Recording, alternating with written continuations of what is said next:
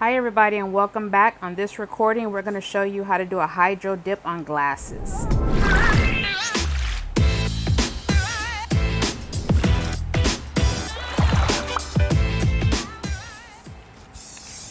First, all you have to do is get you a bucket that you don't mind spraying spray paint into, fill it with water and spray whatever color spray paints you prefer.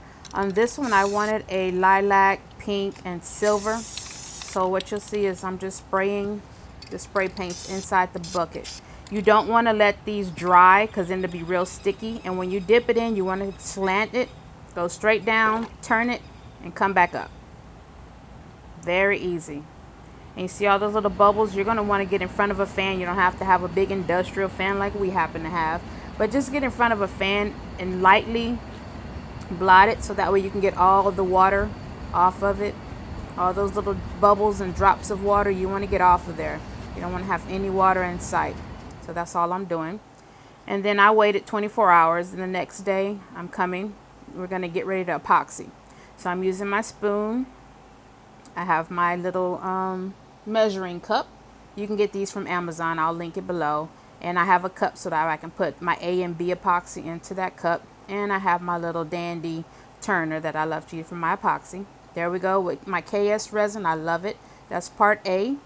We're going to measure that. I have a couple of different tumblers that I need to do, so I'm going to measure that all the way to 30 mLs because that's going to go in a couple of different cups that I have.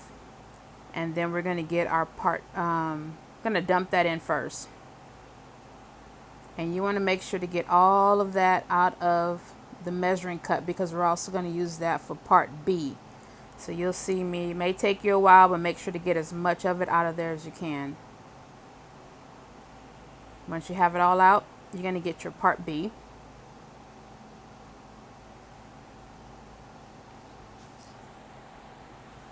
Pour your part B into the measuring cup. Make sure it's equal parts. So with part A, we use 30 mLs. Part B needs to be the same, 30 mLs.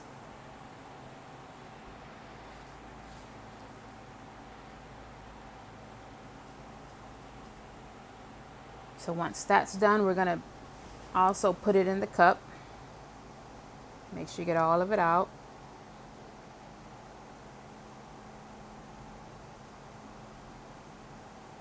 Throw that away. I throw mine away. Some people don't. There's no need of cleaning it when I can get 100 of those for less than $5-6. I throw it away, but you don't have to. It's totally up to you, but just make sure you clean it really good.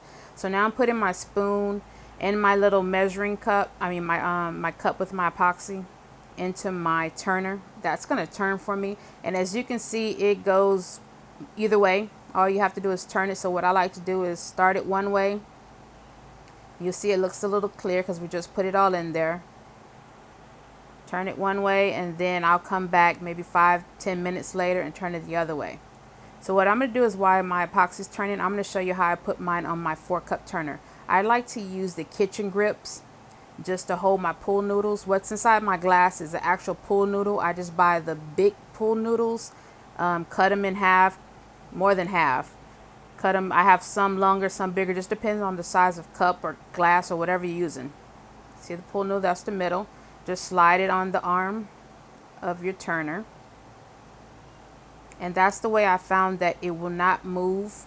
It will just stay on there while I'm adding my epoxy. Nobody wants a glass or cup to fall off the turner while you're doing this.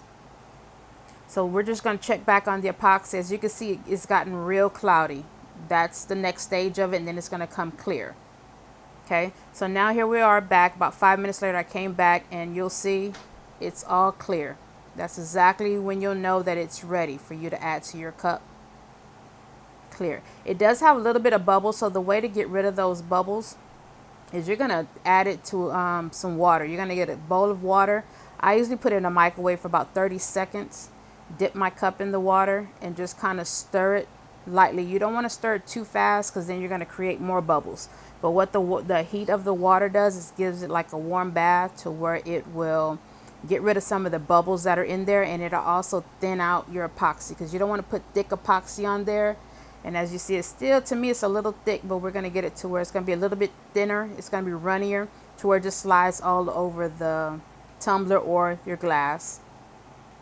Make sure you get all the water off, because what you don't want is you don't want to mix the water with your epoxy. So I just kind of get a paper towel, wipe it off, move the water to the side, and that's about it. And you're ready to add this on your glass. And on my spoon, I just wipe that with a paper towel also. You'll notice you'll have a lot of paper towels around you. So you just wipe it with your paper towel, set it to the side, and you can clean it later. The way I clean it is I always use a little bit of alcohol and just wipe it really good, and that actually cleans it. So right here I'm just getting the epoxy off, and later I can wash it. Get your gloves on, get all your PPE, get your mask, get your gloves. Now let's epoxy. And what I do is I just put some on my finger and just kind of let it slide all over the glass. This is glass. This is different than a tumbler, so you still want to be careful, because you still don't want to put it on too thick. It's glass. You want just a thin layer. So that's all I'm doing, is putting it on really thick. I'm sorry, really thin. On your final coat of your tumblers, most of the time you do want a thick coat, so that way you'll be done and it'll seal in your vinyl. But on this is glass, so we don't want a thick layer of epoxy on this, because then you'll see it over the glass. That's not what we want.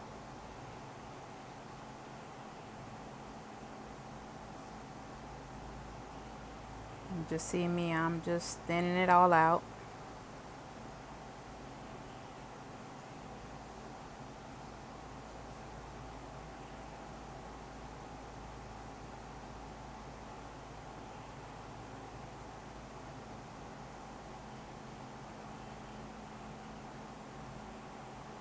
And what you'll see me do is I go left to right sometimes, because I just want to make sure I'm getting the top really good.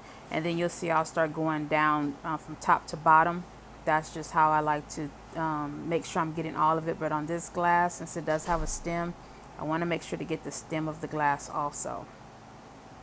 So it's kind of a weird angle.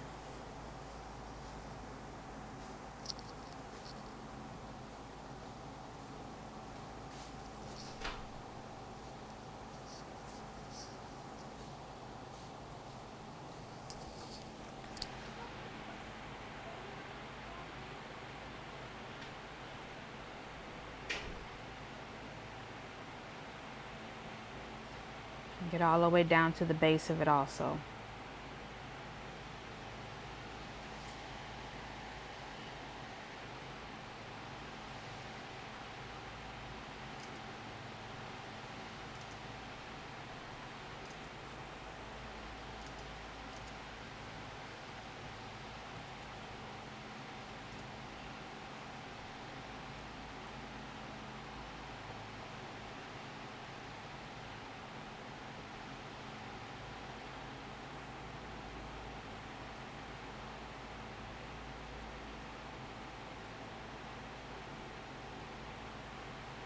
And you'll see how it looked so dull before we started this, but now you'll see how it looks so shiny. And that's how I always get a nice glass-like finish. So what I'm going to do is I'm going to do something different on the stemless one. Always make sure you do the heat, because you want to bust any little bubbles that you may see on there. You don't want to stay in one place with the heat. You just kind of want to go over it real quick just to bust any of the bubbles that you see. And on the stemless one, I'm going to do something different. I want to add a little of my, into my epoxy, a little bit of glitter. So I'm going to get a different measuring cup. And what I have is called Frigid. It just adds a little sparkle. So I'm just going to add maybe 2 scoops of my popsicle stick into that little cup. And then I'm going to add some epoxy in there.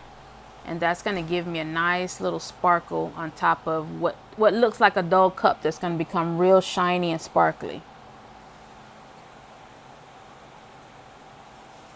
See, now all I'm doing is just mixing it up really good.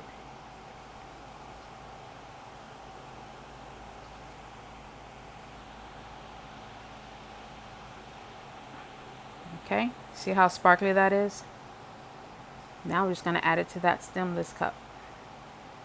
The exact same way as we did the other one. This one's a little easier, of course, because it doesn't have the stem.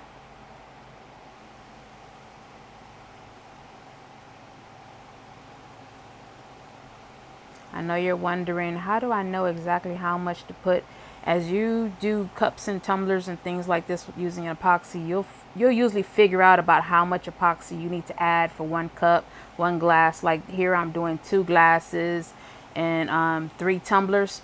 So the amount of epoxy that I used was 30 mLs of each. That's enough to do all of that, and I had nothing left over, which is always good.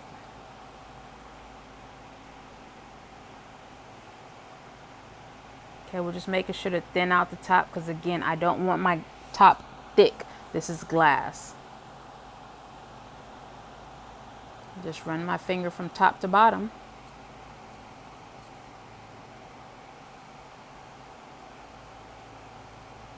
Always get your bottom. Don't forget the bottom.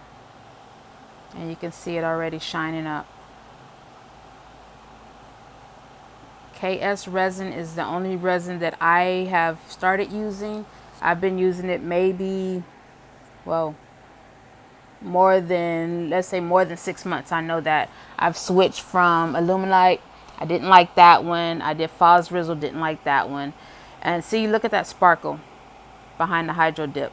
And what I decided to do is go back on the Stemless, I'm sorry, the one with the stem, and I added the sparkle to that one also.